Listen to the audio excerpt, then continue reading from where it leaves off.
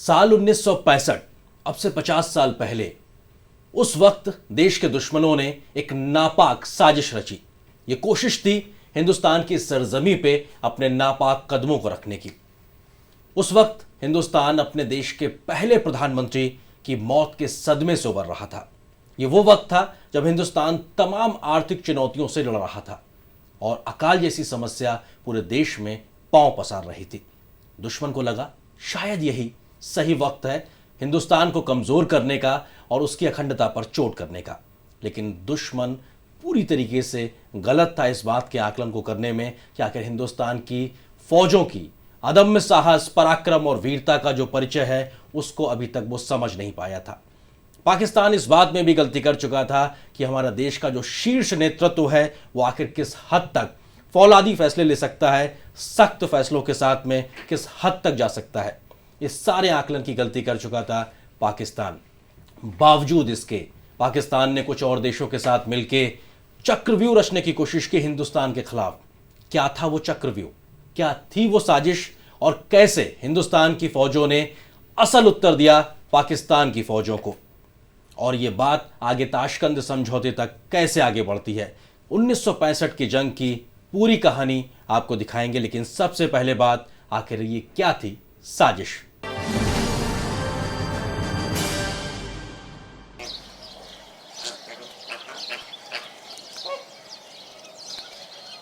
नौ अप्रैल 1965 की सुबह, कंजरकोट सरदार पोस्ट, गुजरात के रण ऑफ कच्छ का इलाका। सरहद पर चिंगारियां सुलग रही थी।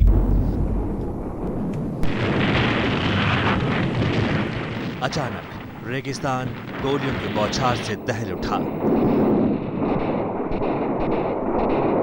पाकिस्तानी बॉर्डर गार्ड ने भारतीय पुलिस गार्ड पर जोरदार हमला किया। हिंदुस्तान की इकोनॉमिक हालत उन समय पर सही नहीं थी। 1962 के बाद में हमने चीन के साथ हमले के बाद भी काफ़ी जो मोराल जो था वो डाउन हो गया था। अभी पाकिस्तान ने सोचा है कि ये अच्छा मौका है कि हिंदुस्तान के ऊपर बदला ले लें और कश्मीर वापस ले लें। उसका पहला वाला जो हिस्सा था वो कच्छ में शुरू हुआ, और कच्छ में उन्होंने जो काफ़ी हद तक जो हमारी ज़मीन उधर क्लेम कर रहे थे, उस क्लेम के पीछे उन्होंने वहाँ पर लड़ाई छेड़ दी। और सबसे पहली लड़ाई वहाँ पर एक पोस्ट जो मारा था जिसका नाम बहुत मशहूर हो गया था, सरदार पोस्ट, वहाँ पर लड़ाई हुई।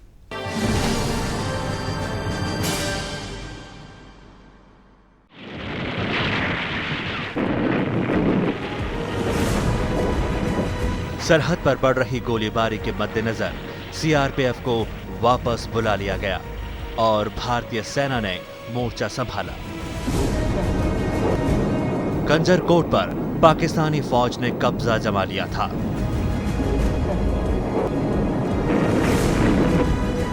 सोलह अप्रैल भारतीय सेना की 31वीं इन्फेंट्री ब्रिगेड ने कंजरकोट को खाली करने के लिए कहा, लेकिन पाकिस्तानी सेना बाज नहीं आई। 24 अप्रैल 1965 पाकिस्तानी सेना ने दोगुनी ताकत से भारतीय सेना पर हमला किया। पाकिस्तानी फौज के बेड़े में शामिल थे अत्याधुनिक पैटर्न टैंक।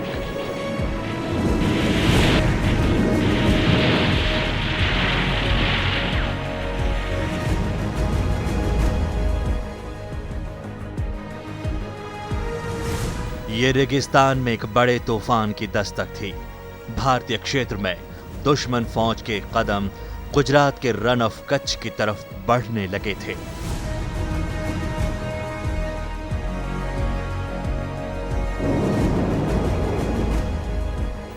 दरअसल जनवरी 1965 में पाकिस्तान ने दावा किया कि भारत के रण ऑफ कच्छ का इलाका सिंध प्रांत का हिस्सा है। कच्छ की जमीन पर दावा जमाने के लिए पाकिस्तान ने ऑपरेशन डेजर्ट हॉक शुरू किया। अपने नापाक मंसूबे के तहत पाकिस्तानी फौज ने 25 मई से 13 जून के बीच कई छोटे बड़े हमले भारत की सीमा पर किए। सरदार पोस्ट की एक खूबी है कि वहाँ पर जो उस पोस्ट को उस समय पर जो रख रहे थे वो सिर्फ एक सीआरपीएफ की कंपनी थी, और इस सीआरपीएफ की कंपनी पर पाकिस्तान की एक पूरी ब्रिगेड ने हमला किया और उस ब्रिगेड में उनको हल्की सी कामयाबी मिली, एक हिस्सा उसका वो कब्जे में कर लिया, लेकिन इतनी मार पड़ी पाकिस्तान को कि वो पूरा ब्रिगेड जो है वो वापस हट गया। वो कहा करते थे कि मुझे लगता है ये रिहर्सल है, मुझे जो मैं देख सकता हूँ तो ये अगर है तो ये देख लें, लेकिन अगर अब इन्होंने कुछ और किया तो उसका जवाब बड़ा सख्त दूंगा। कच्छ में जो हमला हुआ उन्होंने अत्याधुनिक हथियारों का इस्तेमाल किया, हमने उसका विरोध किया, लेकिन कुछ दिन बाद संघर्ष विराम हुआ और तय किया गया कि जो सीमा के बारे वहाँ विवाद था वो एक अंतर्राष्ट्रीय कमीशन को दिया जाएगा उसको हल करने के लिए। अंतर्राष्ट्रीय जगत में भी इस युद्ध को लेकर हलचल तेज थी। हालात पर अमेरिका और ब्रिटेन की निगाहें जमी थी। युद्ध के खतरे को टालने के लिए अमेरिका और ब्रिटेन पहल में जुटे थे। जून के आखिर तक दोनों देश समझौते के लिए राजी हुए। 30 जून 1965 भारत पाकिस्तान ने कच्छ सिंध समझौते पर हस्ताक्षर किए। पाकिस्तान हिंदुस्तान के साथ कागजों पे समझौता तो कर चुका था, लेकिन उसकी मंशा कुछ और थी, उसके मंसूबे कुछ और थे, क्योंकि पाकिस्तान का जो शीर्ष नेतृत्व था, जिसमें वहां के राष्ट्रपति, विदेश मंत्री और सेना प्रमुख मिलकर एक बड़ी साजिश को अंजाम देने के लिए लगातार कोशिश कर रहे थे। पाकिस्तान की यह कोशिश थी कश्मीर में घुसपैठ करा के अराजकता फैलाना और इस अराजकता के माहौल में कश्मीर को अपने कब्जे में करने की मंसूबों को पाला हुआ था पाकिस्तान, लेकिन वो ये भूल गया कि आखिर वो कितनी बड़ी गलती करने जा रहा है। लेकिन बावजूद इसके उसने इस ऑपरेशन को नाम दिया ऑपरेशन जिब्राल्टर।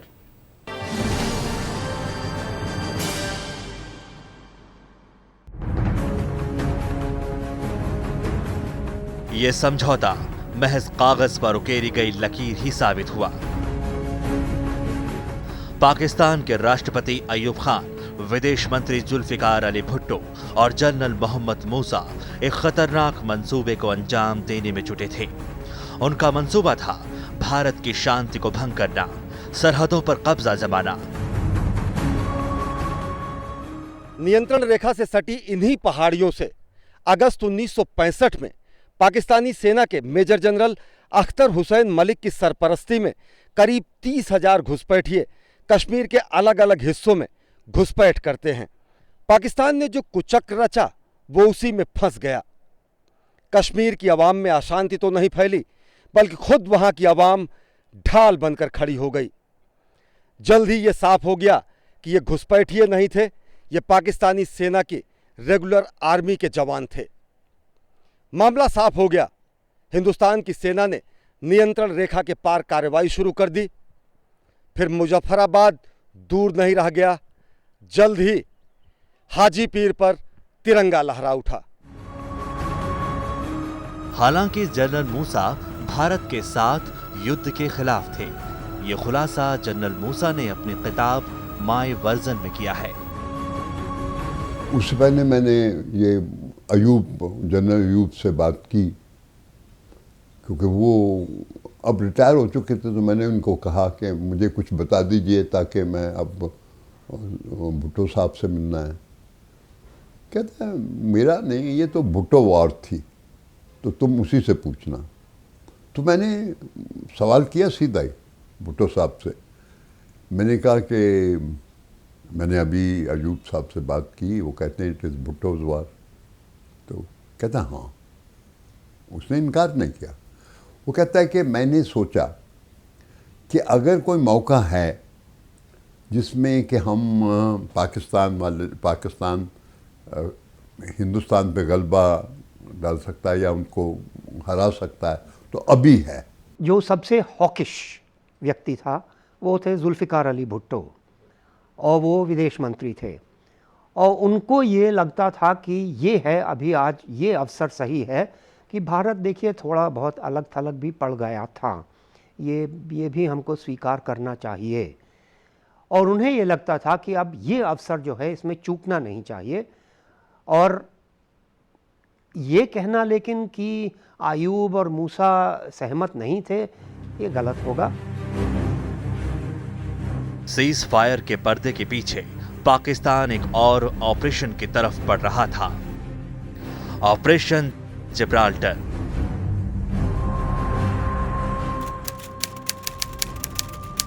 एक अगस्त 1965 कश्मीर की सरहद से दबे पांव घुसपैठ शुरू हो गई थी। कश्मीर का छंब इलाका दुश्मन के निशाने पर था।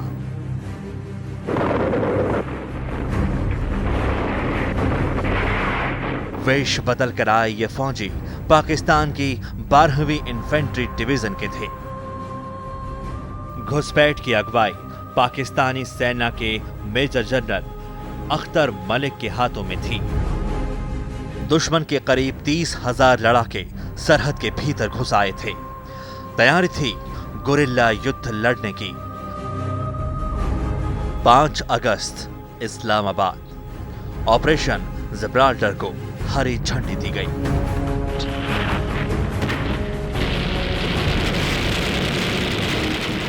इन्फिल्ट्रेटर भेज दिए जे.एंड.के के अंदर, ये सोचते हुए कि उन इन्फिल्ट्रेटर्स के साथ जो है पूरा का पूरा जे.एंड.के जो है वो सारे जो हमारे सिविलियंस हैं जो वो सब मिल जाएंगे। और जब वो उनके जो ट्रूप्स नीचे उतरे तो उन्होंने जो छतरी से नीचे उतरे तो उन्होंने देखा कि कोई भी उनको ज्वाइन नहीं किया। एक्चुअली सिविलियंस उनको उनके अगेंस्ट रिपोर्ट करने लगे। कश्मीर पब्लिसिटी कमेटी है, जब ये बनाई गई थी, इस कमेटी ने फिर पाकिस्तान को के प्रेसिडेंट को एक राय दी कि ये 2 ऑपरेशन करिए आप। पहले आप करिए ऑपरेशन जिब्राल्टर, जिससे कि वो इन्फिल्ट्रेटर्स अंदर भेजेंगे और जैसे ही पूरी कश्मीर में आग भड़क जाएगी और वो आज़ादी डिक्लेयर कर देंगे, उस समय पर दूसरा फेज़ ऑपरेशन चला जाएगा ग्रैंड स्लैम, और वो छम के ऊपर हमला करके अखनूर को कैप्चर कर लेंगे। प्रधानमंत्री लाल बहादुर शास्त्री दुश्मन की साजिश को भांप चुके थे। दुश्मन दबे पांव कश्मीर तक घुस आया था। सभी की निगाहें शीर्ष नेतृत्व की ओर थी।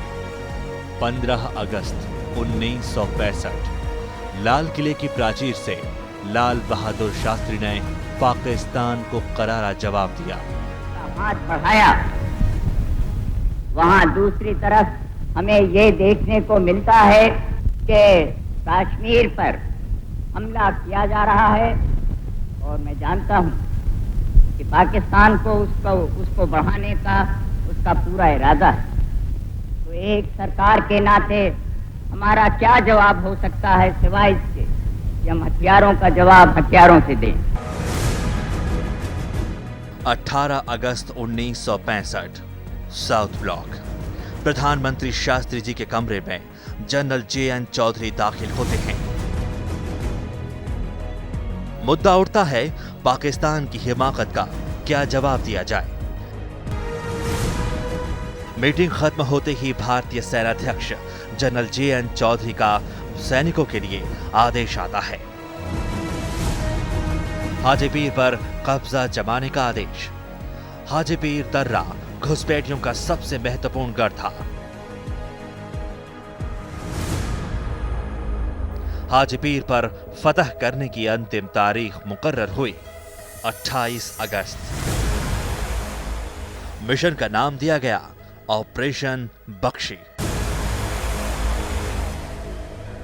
काउंटर ऑफेंसिव किया हमने, वो हाजीपीर पास ले लिया, और हाजीपीर पास के ऊपर कब्जा करने के बाद सबसे ज़रूरी बात थी कि जो भी इन्फिल्ट्रेटर अंदर आ रहे थे और जा रहे थे या वापस बाहर जाना चाहते थे, उनके रास्ते रुक गए। 26 अगस्त आधी रात का वक्त। हमले को अंजाम देने की घड़ी सामने थी। जिम्मेदारी 68वीं इन्फेंट्री डिवीजन को दी गई। कमान थी ब्रिगेडियर Z.A. बख्शी की हाथ।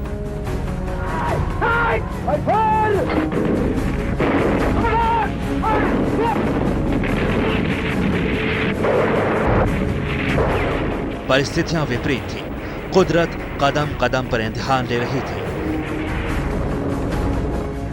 तेज बारिश के बीच 18,600 फीट ऊंची चढ़ाई। 28 अगस्त की सुबह सूरज की पहली किरण के साथ भारतीय फौज ने हाजीपीर पर तिरंगा लहरा दिया।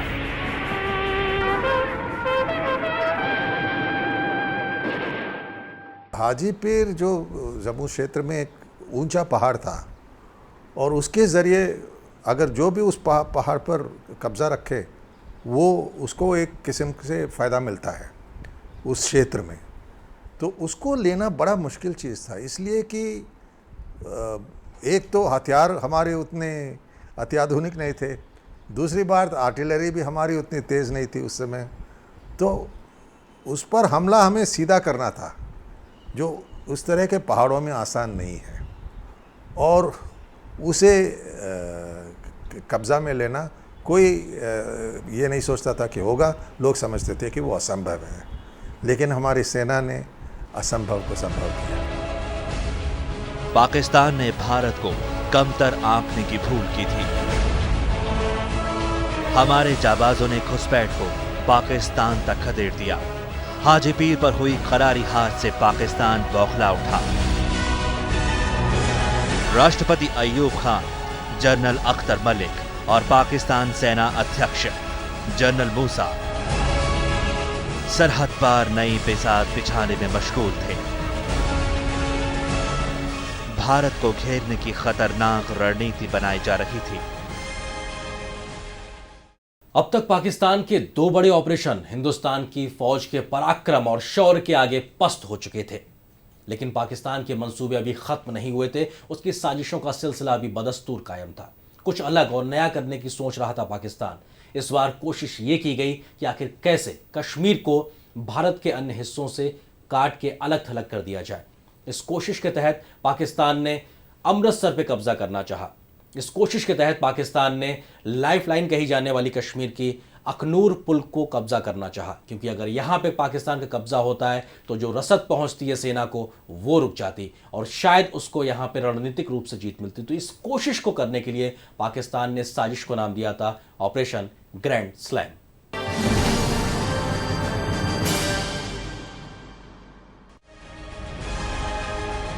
पाकिस्तान की नजरें जम्मू और उससे सटे पंजाब पर थी। पाकिस्तान अमृतसर और अखनूर पुल को अपने कब्जे में लेना चाहता था। यह खतरनाक साजिश थी। अखनूर पुल एकमात्र रास्ता था जो छम, नौशेरा, राजौरी और पुंछ को सड़क मार्ग से जोड़ता था। अखनूर के हाथ से जाने का मतलब था भारतीय सेना की रसद को बंद करना। पश्चिमी चेनाब घाटी से भारत का संपर्क खत्म होना। पाक के इस मिशन का नाम था ऑपरेशन ग्रैंड स्लैम। अगर आप नक्शे पे देखें तो अखनूर जो है ये चिनाब रिवर के इस तरफ है, राइट। और एक बार और एक ही रास्ता जाता था चिनाब के पार जो पूंछ तक जाता है। अभी उस पुल के ऊपर जो कब्ज़ा है वो अखनूर, जो भी अखनूर को कंट्रोल करता है वो उस पुल को कंट्रोल करता है। और अगर पुल पाकिस्तान के पास चली गई तो पूरा पूंछ तक का इलाका जो है उसका कंट्रोल उसके पास जा सकता था। हमारा सप्लाई लाइन जो है वो बिल्कुल कट हो गई। 1 सितंबर 1965 की सुबह 70 टैंक और भारी सेना के साथ पाकिस्तान ने अखनूर पुल पर हमला बोल दिया।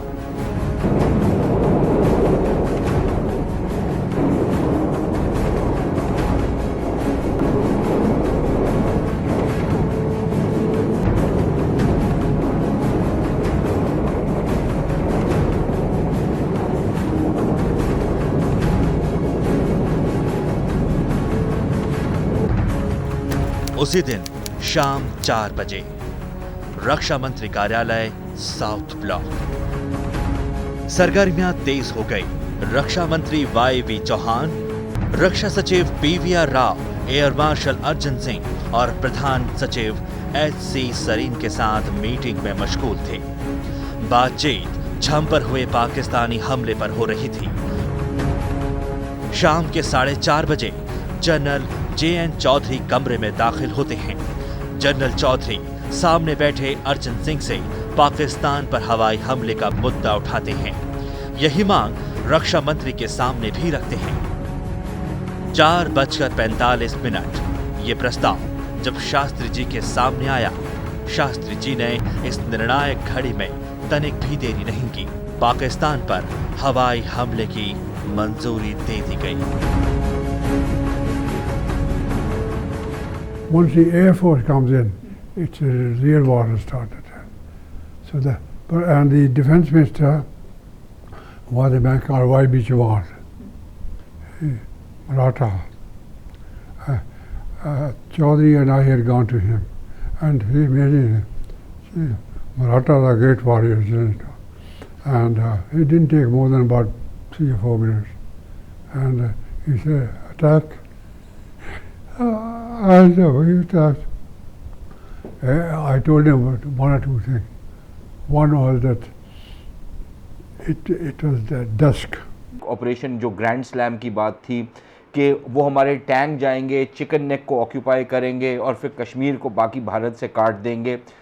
एक लिहाज से वही मंसूबा बाद में हमको कारगिल में नज़र आया कि हम ये रोड बंद कर देंगे तो सियाचिन जो है एक पके हुए फल की तरह हमारी झोली में गिर जाएगा। तो यही चीज़ मेरा ख्याल कश्मीर में भी उन्होंने सोची हुई थी, लेकिन उस समय मेरे ख्याल उन्होंने ये एंटिसिपेट नहीं किया था कि भारत की जो सरकार है वो एक और फ्रंट खोल देगी कश्मीर के अलावा।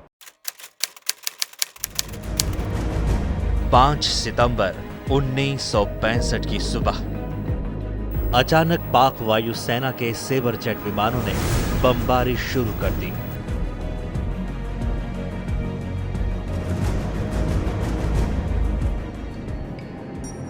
जोड़िया गांव खंडहर में तब्दील हो गया।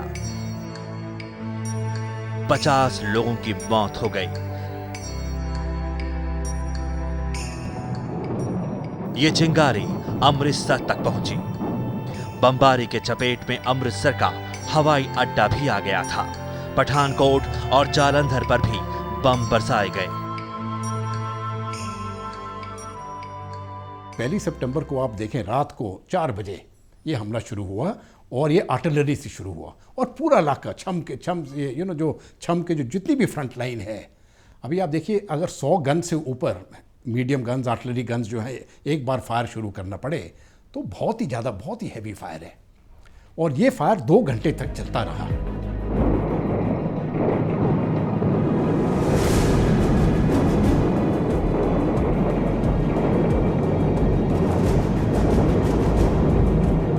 तो ये थी दुश्मन की साजिश जिसके खिलाफ न सिर्फ भारतीय फौजें बल्कि पूरा देश एक साथ उठ खड़ा हुआ था।